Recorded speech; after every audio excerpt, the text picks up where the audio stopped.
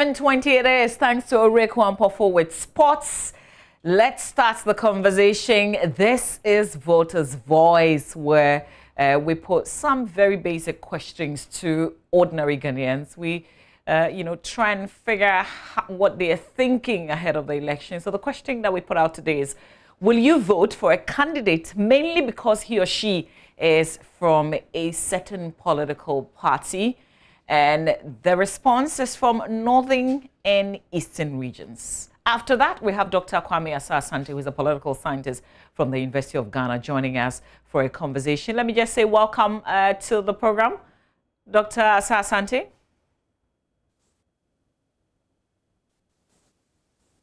Okay, we didn't quite hear that, but let's listen to the voices. We will come back and have that conversation. Here we go.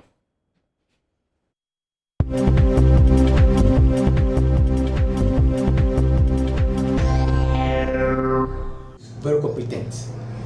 At the same time, because that party had delivered that same thing before, and what is bringing on board will help everybody, and that party I'll vote for, not because of the name of the party. I'm done. Because I'm not a potent voter. I don't vote because if they are this person is competent or what. I vote based on what they are doing. Concerning if they are their work. Who I think I vote and you help me or like a nation. For a party because of we love the party and because of the we love the candidate that party is brought in board. So now I realize that people almost do that thing and we made a mistakes. So now we vote the idea of the party. So we are going to vote for those who are bringing quality things on board. No, I don't think I'll vote. Why? Because things are not going well for me. I lost my job since 2016, and still up to now, I'm not getting a job. So that's your reason for not? Yeah, and even not, that is not the reason. So why? Because if you now see how things are going, my brother, I'm supposed to stop voting. Oh, actually, if I were to vote, I'll vote for John Mahama. Why? Yeah, because during John Mahama time, things was moving well. But come to Akufo-Addo time, things are now. So I don't think even if I'm going to vote, I'll vote for Akufo-Addo. Before I will vote for a candidate, either a member of parliament or a parliamentary candidate or a presidential candidate, I'll first look at the track record. If the candidate has any, then I will then go up to look at the party, because I'll place the candidate first before the party. Secondly, governance is not about try and error. It's about proving track record. That comes with full competence. So I'll look at whatever the party or the candidate through the party has done.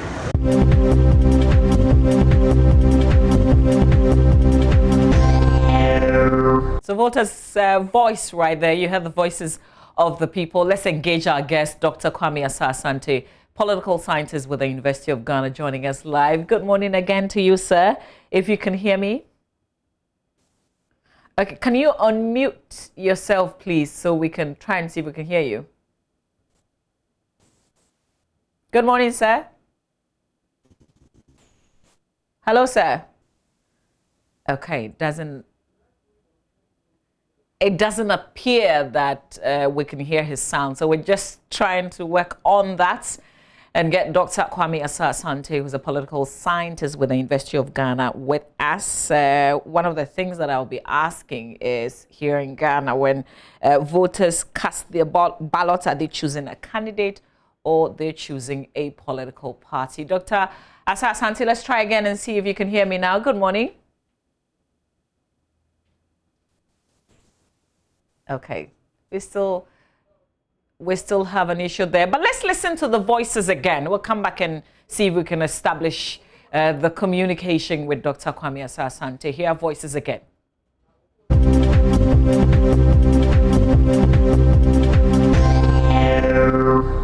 Very competent. At the same time, because that party had delivered that same thing before, and what is bringing on board will help everybody, and that party I'll vote for, not because of the name of the party. I'm done. Say, because I'm not a voted voter. I don't vote because if they are this person is competent or what. I vote based on what they are doing. Concerning if they are their work. Who I think I vote and you help me or like a nation. For a party because of we love the party and because of the we love the candidate that party is brought in board. So now I realize that people almost do that thing and we made a mistakes. So now we vote the idea of the party. So we are going to vote for those who are bringing quality things on board. No, I don't think I'll vote. Why? Because things are not going well for me. I lost my job since 2016. And still up to now, I'm not getting a job. So that's your reason for not. Yeah, and even not, that is not the reason. So why? Because if you now see how things are going, my brother, I'm supposed to stop voting. Oh, actually, if I were to vote, I'll vote for John Mahama. Why? Yeah, because during John Mahama time, things was moving well. But come to Akufo-Addo time, things are now Basa. So I don't think even if I'm going to vote, I'll vote for Akufo-Addo. And before I will vote for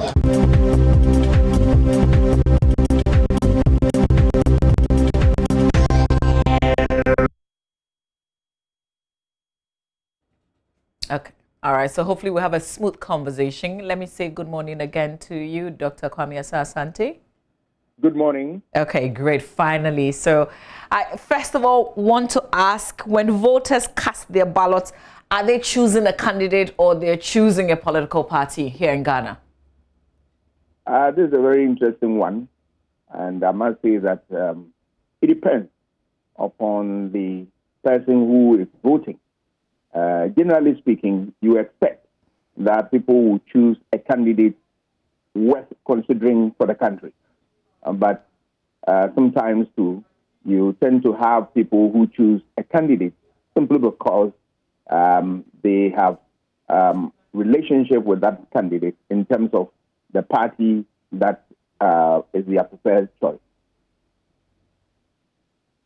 So, you know, what we've heard in the past, that sometimes it really doesn't matter who you are even placing in a certain constituency in terms of the MPs, that people would just simply vote for the person because of the love for the party. Can we still say that today in 2020? Yes. There are a number of factors that influence the choice of voters. And one is what you have touched upon. It's where people select a candidate. They vote for a candidate simply because of a relationship that they have with the candidate or the party of that candidate. Yes, it is one thing that voters consider when they vote. They don't listen to any message, no manifesto issue, nothing of that sort. All that they are interested is that my candidate is contesting and I want to vote for him. Pure and simple. Simplicity.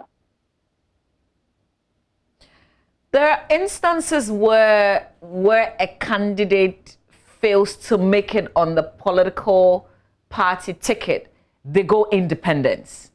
Even though you'd find that in that constituency, the presidential candidates of that same party would win, but the candidate, the MP, the person standing for the parliamentary seats, would lose, and they would rather vote for the independent candidate, even though they're all coming from the same political party. What's the understanding for a place like that? Yes, that is what we call protest vote. Yes, I am so much in love with my party, but because of one or two reasons, I'm not satisfied. So I want to register my protest through that type of voting. I will go as an independent candidate, and people will vote for me. But even though I still love the party, but because of that reason, I want to stand as an independent candidate. And when they get to Parliament, you see these people gravitating towards their party in Parliament, and that is the issue. But let me also say that it's not only this party identification thing that people consider when they are voting. There are a number of factors, i.e., you talk about what we call in political science the rational choice perspective. where people vote based on the benefit that they would derive from such an exercise. So they vote based on what they would derive at the end of the day. 2, they also look at what policies and programs of the party, and that you can liken it to the manifesto, where it spells out what the party intends to do when giving opportunity to serve the country. They also look at what ideologies, what are the set of ideas that the people are bringing on board to govern the people, the basic ideas, the science of ideas, so to speak. These are things that people also consider. They also consider ethnic identity. Yes, you see time and again in this country, people play the ethnic card. Politicians, they do that a lot and come out only to deceive the public into believing that, oh, it's not something that they share in that. It's not true. They share in that. When they believe that that card will serve their interest, they play ethnic card. Some people vote simply because you belong to my ethnic group, and for which reason I have no doubt in my mind that you serve my interest. Whether you serve my interest or not, I am going to vote for you because we come from the same ethnic identity. It's all that. And of course, people also vote based on party performance. It means that the party in question has been in office before and has left a legacy, for which reason they want to consider and give the party another chance to govern the country. Doc, what's the danger of a voter voting for the party and not the candidates? When the right thing is that you vote for the party, and then, of course, they are also interested in who is leading the party. It's one of the considerations. They cannot give their vote to somebody they cannot trust, somebody who is loyal, because there is another variable that they consider is the evidence of dependability and reliability of that candidate. Yes, you want to consider a candidate who is reliable, who is dependable, who that you can depend on, all things being equal, he can deliver the public good. You are looking for that candidate and vote for that candidate. So it's a mix of ideas or factors that people consider when they are trying to cast their vote. You know, it's interesting how people generally would vote for the party, and yet when they don't see progress, they begin to blame the MP and say that you haven't performed. Yes, it is not new because as I've already alluded to, you want to vote, and out of that exercise, you want to have a certain benefit. We call it the rational choice perspective. People make choices based on what they will derive at the end of the day. So if you are an MP and you are not serving my interest, why do I continue to maintain you in Parliament? Or why do I want to maintain you as a representative? No, I'll throw you out and get somebody who will serve my interest. It's a very simple matter. So, just finally on this, and I want to make room for those who are going independents in this election. What's the danger if you're not representing a political party, and in this sense, if you're not on the MPP or the NDC's ticket? Yes, it is a good move because it's strengthening the frontiers of democracy. It tells us that there are protest votes, and that is the manifestation of that. One difficulty, if you want to stand election in this country as an independent candidate, is that more often than not, you are not strong on the ground and you are likely to lose. But we have seen also time and again where some constituencies, the candidate who is aggrieved and want to go solo as an independent candidate, they tend to win elections and they perform very well to the admiration of the parties that they are angry with. All these things are part of the schemes in politics. It's good. It strengthens the frontiers of democracy and it makes life better for all of us. But my worry is that as soon as they get to Parliament, because of the architecture of Parliament, that the design, you don't have independent candidates sitting differently. You have to align with one of the parties in Parliament. So outside Parliament, you are independent. You go there only to align with one of the major or dominant parties there. It's unfortunate. Maybe with time, we will have a new Parliament where we will design these things in such a way that the centrists will remain in center, and then it will reflect their dreams and aspirations, and the reason why people put them there will be served. Well, thank you, Doc, for this conversation. But, you know, I can't let you go without asking for an opinion on the filing fees, what we've been reading today because of the press conference of the Electoral Commission yesterday, what the presidential candidates are paying as filing fee and what the MPs would also be paying. What's your general thought on that? I think in every democratic enterprise, you require some level of funding to be able to do that. If you want to contest election and lead a country as a president or as a parliamentary candidate, you need to look for resources. How you find it, we are not interested in that, provided it is regulated within the framework of the law. Fine. Get the money and come and contest. So for me, I have nothing against the decision of EC coming out with such a figure. Yes, in advanced democracy, what people do is that once you know that this is a constitutional requirement and that the law mandates the Electoral Commission to, as it were, put a figure out for you to comply with, you need to do your homework. In advanced countries, what people do is that I'm sorry. Okay, so that's Dr. Kwame Asante there. Yes, sir, we can hear you. Are you okay? Yeah, I'm okay. In advanced democracy, what people do is that they get people to sponsor them. They organize birthday parties where people go and donate to their programs and all that. We should find clever means by which we can organize these things so that we can get the money that will help us to register. For me, once it is within the law, I have no problem with that. So 100,000 Ghana cedis and 50,000 Ghana cedis is okay? I am okay with that. It's cool. People should have organized themselves before now.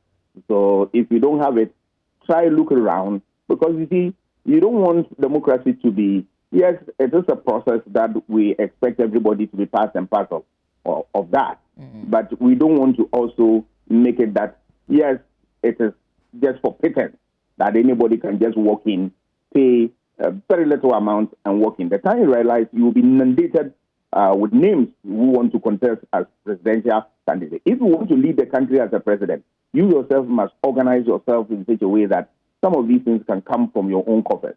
Remember, it's not only the money that you pay, but you also you make a declaration of your tax obligation, whether you have paid or you have made an arrangement to pay. We want a certain level of responsibility on the part of those who are going to lead us at the highest level in terms of the presidency and in parliament. So for me, it is well within the law, and I'm for it. Okay. All right. Dr. Kwame Asante, I am so grateful for your time this morning. Thank you for the analysis. He's a political scientist with the University of Ghana. And that's it for Voters' Voice today. We will be coming to your community perhaps, on Thursday for Voters' Voice.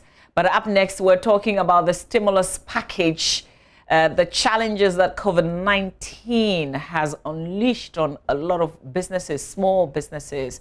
My guest is Madam Kosi Yankee Aye. She's Executive Director of the NBSSI. We're tracking to see how much has been distributed so far. Are people still in queue wanting some funding? Is it too late? Perhaps if you're hearing this conversation now and you want to tap into the fund, what must you do? And then we'll also talk about the private schools. Remember that they've complained so much. Well, there was a figure released so they could pay salaries. How much of that has gone out? If you've got any thoughts, comments you want to share with us, of course, and your questions are also welcome when we get down to this conversation. It's coming up next here on the AM Show. Please stay with us.